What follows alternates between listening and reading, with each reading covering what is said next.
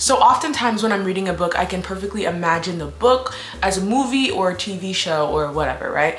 But if the book is really, really good, I don't even have to do that much imagining, okay? I can perfectly see it plotted out and see the script in my head. Like, it doesn't even really need a screenplay. The screenplay is given. So I was just thinking, what are some books that I would want to adapt myself if I was a production company, or if I could really go the further step and take it to that level? Here are some books that I would put in movie or TV form. And I'm gonna show you my possible castings. I do have some casting, but bear with me, they're not all celebrities, so I don't know if I can like show their faces on here because that might be weird. I really don't. But I do cast every single book I read. I literally, as you can see, am a little bit crazy about it. Like, I just have hundreds. So if you DM me, I might have a fan cast for the book that you have read. So first of all, I'm gonna start with the obvious, the Addicted series. Come on. Come on. Also, look at my Kindle. Ah, isn't she the cutest? I saw this tutorial on TikTok and I actually have like a couple of these. Like, that is so cute. Anyway, so the first obvious series is the Addicted series. It's all laid out for you. We follow a nympho and an alcoholic. I know, stick with me, taboo topics. And they are two people who are extremely codependent. They come from really, really big, generationally wealthy families, like the equivalent to the CEO of Gerber Baby for the boy, and then the equivalent to the CEO of Coca-Cola for the girl. And they have known each other since they were like 4 or 5, right? And they are around the same age, so they're always together and they're constantly together. So they just decided, hey, you have a problem, I have a problem, let's fake date so they don't have to, you know, not give in to their addictions in front of people. Why am I talking like that? They end up fake dating, real feelings get involved, blah, blah, blah. They end up real dating, but not easily, I'll tell you that. There's a lot of grief and havoc and angst in there. But they end up together and it's the cutest thing ever. But there's a lot of eyes from the outside world, as you can imagine, such high profile kids, right? And so as we progress through these books, mind you, these books follow 3 couples, all 10 of them. But the main couple are Lily and Lauren Hale. They are big kahunas, okay? They have 5 books in the series, as where the other couples have 2 each. And then we have a novella novel, which is the best novella novel of all time. Like, I have never read anything like it. Imagine getting your found family trope. You get a thick 700-page book and it covers 10 years of them having kids, them living their lives, engagements, marriages. How could you ask for more? You can't, because you'd be greedy then. So this is perfect. We follow each couple. One of my favorite couples, Kobalaway, is an academic rivals to lovers, but Connor is also introduced to the series as Lily's tutor because she might need a little help with school, because you know those addictions be getting you. They be getting you. And then we find out that him and Rose have actually known each other for a very long time. And that goes on from there. And then we have my least favorite couple. I don't even want to give them my time. Just know that it is age gap and it starts when it is disgusting. You know, when she's like 15 and he's 23. And they don't touch then, but they definitely flirt a lot. And it's just like, I don't even understand why they would write that into the series. Like, seriously. That could be glossed over, because maybe if this was during the PLL times when we had Ezra and Arya doing this, maybe the Addicted series will be more palpable to the public, but now, they would shut that down. Next book that I'm gonna touch on is my absolute favorite. I think this could either be a really cute movie or a well fleshed out mini series, and it's gonna have to be You Deserve Each Other by Sarah Hoggle. When I tell you, as I was reading this book for the first time, and I read this book like 4 years ago, I literally was like, this is a movie. Like, this is a movie. We follow 2 characters, Nicholas and Naomi, who are engaged to be married, but across the couple of months that's taking them to get to that wedding, she starts really hating him.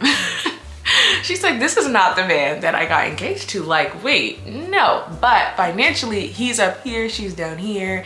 he could take her everything and leave her with nothing, and she doesn't want that. So she's like, I gotta see it through, I gotta see it through. He keeps it inside, right? So when it's finally expressed to him that, hey, y'all aren't at the place you need to be, he obviously feels it. And I love to say that Naomi is a very unreliable narrator. Like, you can't go off of what she says, because whenever you think about Nicholas and what he's feeling in that moment, what she's saying does not align. Like, his actions don't align with what she thinks he's going through. She's very silly. She's a very silly girl. But anyways, we watch these two kind of almost have this rivalry, because they're like, who's gonna break first, who's gonna break first? But then they find that common ground with each other again, and why they found each other in the first place again, and then they fall in love again. And it's just a lot. Like, the humor is there, the banter is there, the storyline is there. It is set during like the winter season, so it snows, it's very cozy, it's everything it needs to be. And for that, I could absolutely see it as a nice little 2-hour romance movie, or a nice long 10 to 12 hour miniseries. I could see it. I could see it. The next book I have is not romance at all, babes. It is Legend Born by Tracy Deonn, the Brie Matthews. This already got optioned and kind of picked up to be adapted. Here is the deadline statement, but this was a long time ago. What was that date? Like 2022? And we've heard nothing. It's been crickets. Let me tell y'all, I am an actor. I love acting, and I do like stuff here and there. I would love nothing more than to audition for Brie Matthews, but I'm also too old, and I can acknowledge that. I can acknowledge that. But what I need to do is get on that set when everything's picked up. I just feel like Brie is so dynamic, so cool, so funky fresh. Like, that girl is so fresh. But anyways, we follow Brie Matthews in this storyline, who is a young girl who is grieving the recent loss of her mom, very sudden, and she gets into this early college program where she gets to finish her last 2 years of high school and do her first year of college, like kind of all together at UNC Chapel Hill. And we see her kind of stumble on her mom's history there and see, oh my gosh, wait, there's magic. Like, she can see these creatures, she can utilize some type of power she never knew she had, and she stumbles into this ancestral history of power. And it is insane. Like, it gets deeper. There's a little bit of romance, just enough to hold you through, but it is more fantasy with like literal demons, and a lot of historical aspects. And I think that is the coolest thing ever. Like, it is really one of the best stories I have ever read in my entire life. And to see that on my screen would be a blessing. A blessing. Ooh, the next one I have, so I have obsessed about this book for a really long time, and if you guys were here from the early days on other socials, you would see that I was damn near campaigning for this book, but it is Terms and Conditions by Lauren Asher. I cannot get enough of this book. It is a marriage of convenience boss assistant romance, and I love boss assistant romances because this specific story starts out with her actually looking for wives for him. Like, that is her goal. That is one of her assistant tasks that she has to do, is find this man who keeps shutting down women and making them cry a wife. And then his brother, aka her best friend Cal, is talking to her, and he's like, why don't you just marry him at this point? Like, he ain't gonna get nobody. And she's like, yeah, why don't I? Why don't I?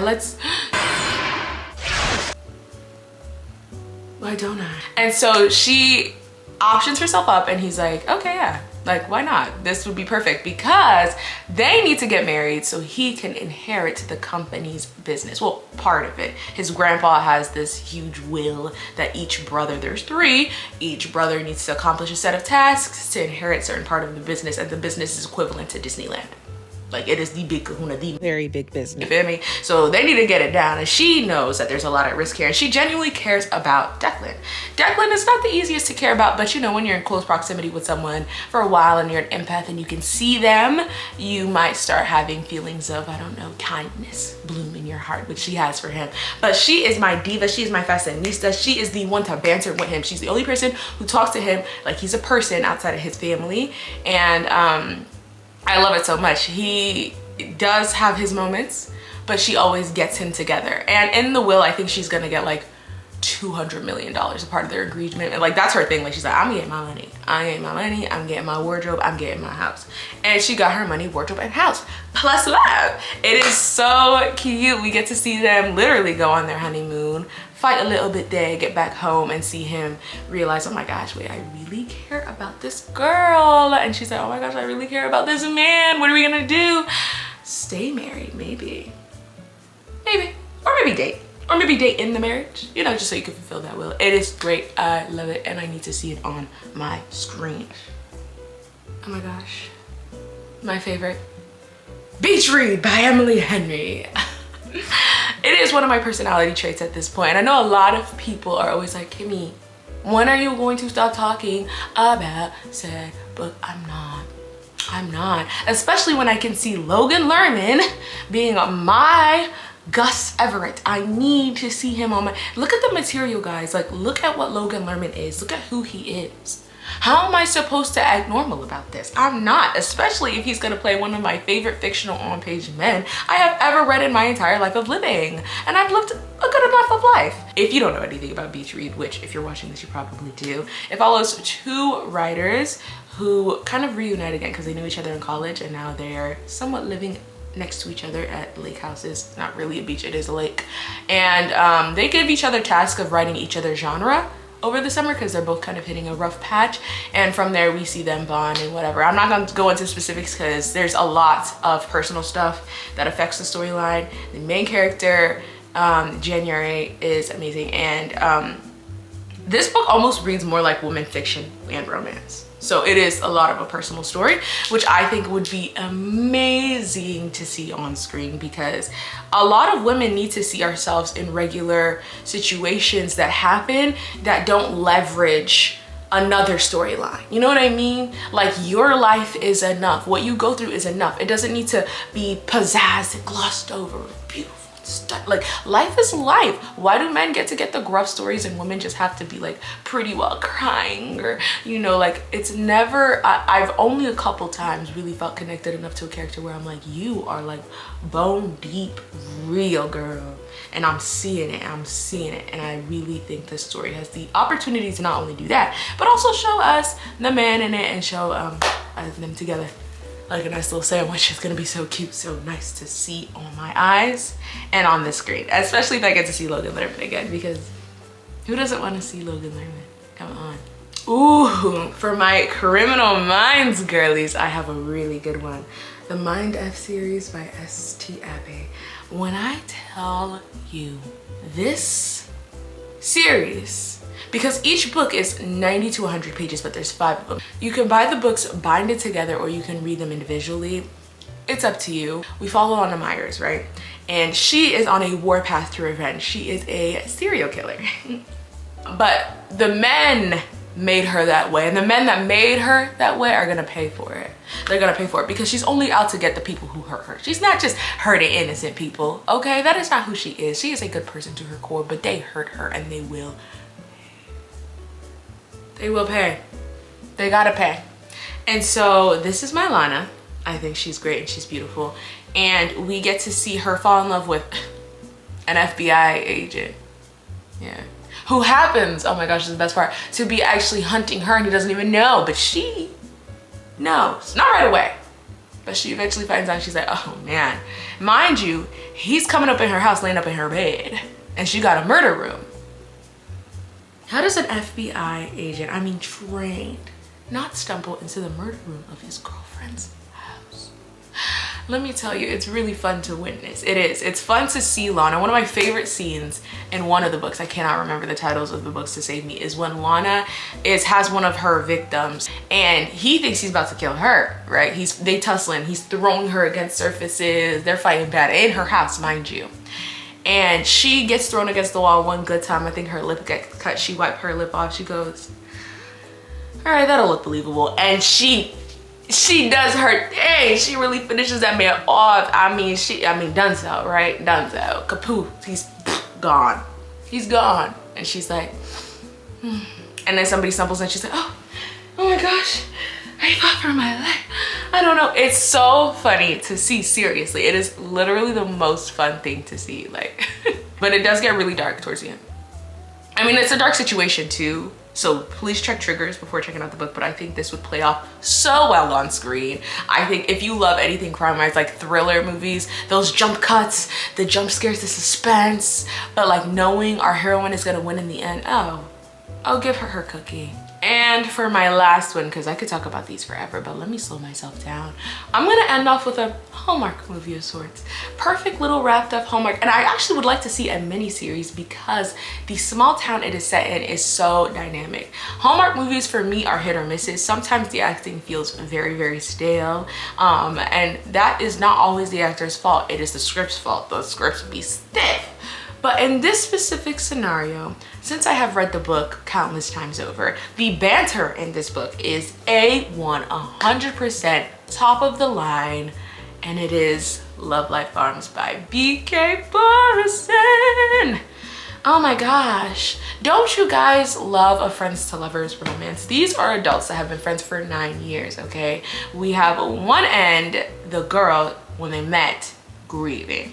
She was grieving, and he was exactly who he needed to be in the moment, and they just stayed friends, and for 9 years they've been really good friends, except for the fact that she just might be in love with him. She just might be in love with him, and he just might be in love with her, but we only get her POV, right? So she owns a Christmas tree farm, which, I mean, come on, y'all can see it already. You can see the rows of the trees, the snow on the top. Like, paint the picture for yourself, please. Imagine it. Just picture it with me there, okay? But the Christmas tree farm is failing and things are going awry on the farm. Trees are dying. It looks like maybe someone might be trying to sabotage them. Who could be trying to sabotage her in a small town, right? Then she stumbles across a contest online held by this girl, Eve. But she is a travel influencer who really helps small businesses out and hosts a contest and competition that if you win $100,000. And she really needs that $100,000. She can barely pay her employees. But the catch is the small business has to be owned by a couple. And then comes in Luca, said man that she's in love with and best friend of 9 years. And he's like, yeah, I'll help you. No problem.